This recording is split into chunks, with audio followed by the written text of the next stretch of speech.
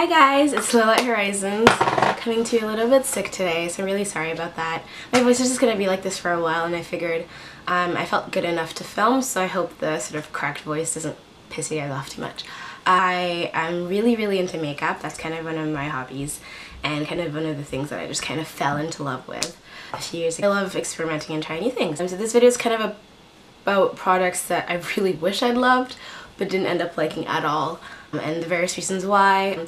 A lot of these videos are called products I hate. I think that's a little extreme. Like, I don't like, how do you hate a product? There are ones that I severely dislike or I just don't get, or maybe they just don't work for me.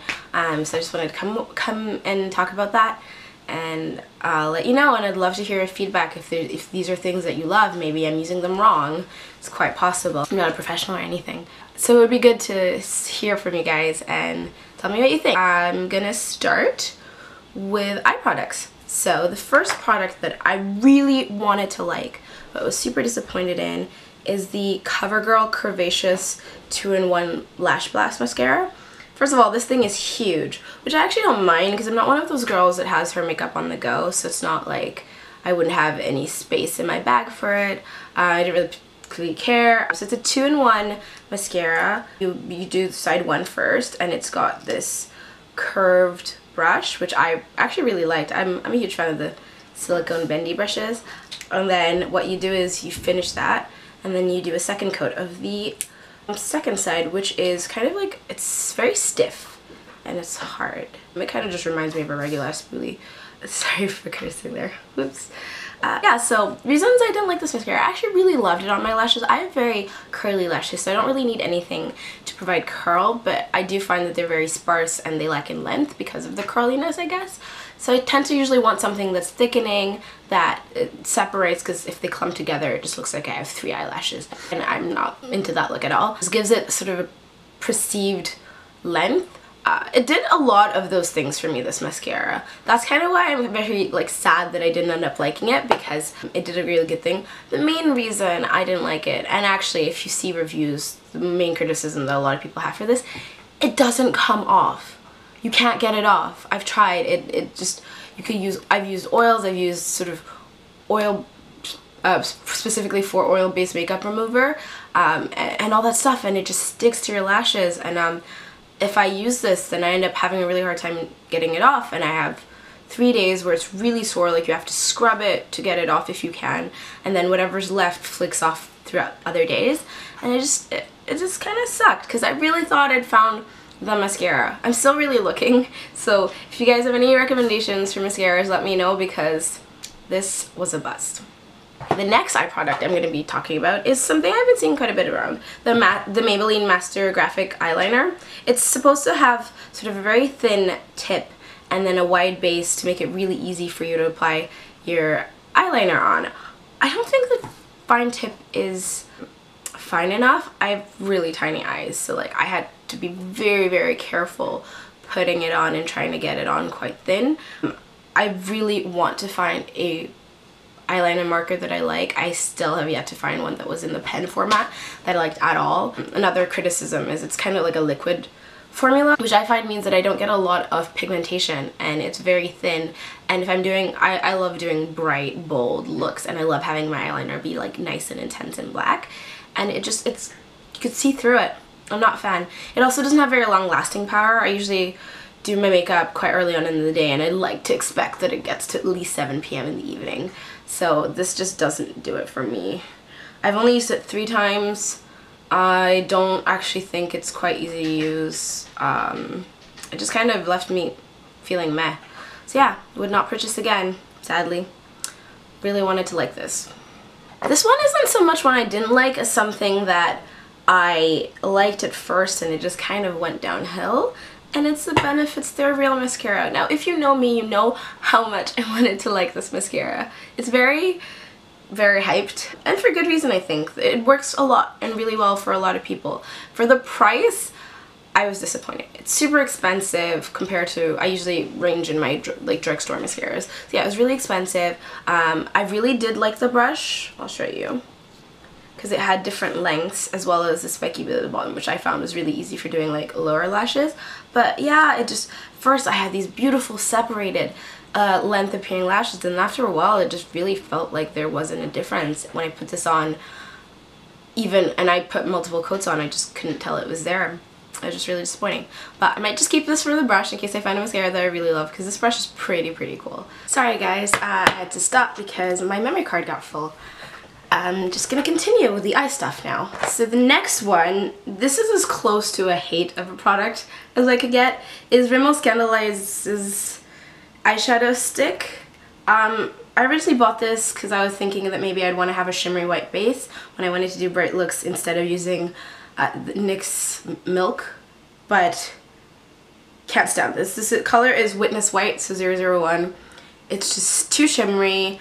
It's supposed to be smudge proof and waterproof and hydrophobic. It just looks terrible on the skin, in my opinion. At least on my skin. I wasn't a fan. I think it's too shimmery. I think it didn't do very well on my eyelids. I have used this exactly twice, and honestly I don't know why I haven't thrown it away. I have no interest in using this product. It was really sad. Now moving on to sort of eyeshadowy eyeliner type things. This is one of the things that made me super sad. I was so excited when I got these. So I really love, and my go-to eyeliner is BH Cosmetics in Immortal Gel Eyeliner. I've had it for a while. It does a really good job. It's just really pigmented. It's got really good staying power. It does everything that I need my eyeliner to do. So, as a girl who wants to try other looks and lots of colors, I thought that maybe I could try the other colors in the range. Now this was a while ago, so their formula might have changed again, but I got some of the other ones and they sucked. This is Fresh. What I found is that, and it's sort of this minty green color if you can't tell. I also got Storm, which is this deep purple, and then Below, reminds me of Beyonce, which is this nice hot pink. Now my problem with these is, for example, first of all, just check this out. It just fell out. They're too waxy, like not waxy enough that any of the brushes I used, I just couldn't pick it up and put it on my lid. Even using it as an eyeshadow base was just really unpleasant, and it sucked. Like I haven't been able to use any of these because they're waxy. They don't have the same pigmentation as Immortal. Sorry, I'm gonna stop tapping this. They don't sort of stick to the lids as long. I found they faded pretty much immediately after I put them on. I was just really disappointed, and it didn't matter what base or what primer I put on them. They didn't work for me. So yeah, these 3 gel eyeliners by BH Cosmetics are a no, and I love them as a brand, so it was very disappointing because, you know, if I'd liked those 3, I would have bought all the colors that they currently had. I think they no longer have their gel eyeliners. I haven't been on their website in a while, but back when they did, they were really good, aside from these 3. The thing is definitely drugstore. Maybelline again, Maybelline Eye Studio, and this is one of their like quads, and this one's called Sapphire Siren. Just the colors didn't work for me. I tried them a few times. I think that maybe individually some of these might work. I find that it's kind of a hit and miss with Maybelline in terms of pigmentation, especially on black girls for eyeshadow. These ones, I just wasn't a fan. First of all, I wouldn't put these colors together, but that's just a personal preference. And I just feel like there was a lot of potential for it to be muddy. It was very see-through. Even with a primer, it was hard to get the colors to stick. Like I was putting so much on to get it to stick, and it was just too powdery, which I'm just not a fan of. So sadly, even though this was a gift and I really wanted to like it, I will not be using this quad. Another Maybelline Eye Studio product is I got the their gel eyeliner in Eggplant. Now this was supposed to be in sort of response to not liking Storm. I really want to find a dark purple eyeliner because sometimes you don't want to wear black, and I think purple is so great, especially in the fall. And so yeah, I got this one. I think it's the same problem. I find it too waxy.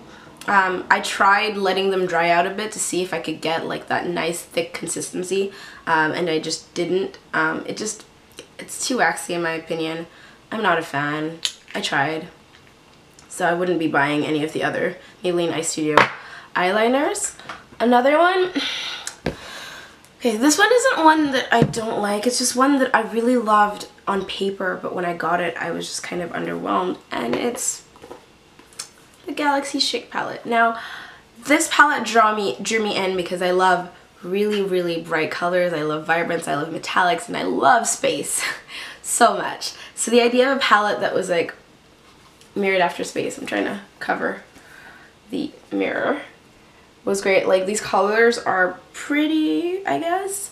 I honestly just don't find myself reaching for this as much as I thought I would. There's some really great colors, like I really love Mars, which is like this sort of red toned brown, and it does go really well with the name, but a lot of these were powdery for me. A lot of the colors I just don't use often, and to be honest, I don't know if I will be keeping this palette, sadly. So for me, Galaxy Chic was not a win. On brush here, so I'm going to do that next. I am very, very disappointed. So everyone, I'm sure, has heard about Sonia Kashuik and their brushes, and I was really excited. I actually trekked a really far trek to get this because I had to go to like Target, which was back when we had Target Canada. And it's this Sonia Kashuik number 100 brush. It's a face brush, and like, it looks so great, right? It's super fluffy, it is soft, but this thing sheds more than my cat. Like, it sheds so much. I think it even sheds just sitting there in my brush holder, and I just can't use it on my face. Like, every time I use it, I end up with like having to pick off pieces of the brush hair, and it was just really disappointing. So yeah, for me, this is a no-no. Completely wouldn't use this. I need a new big fluffy face brush.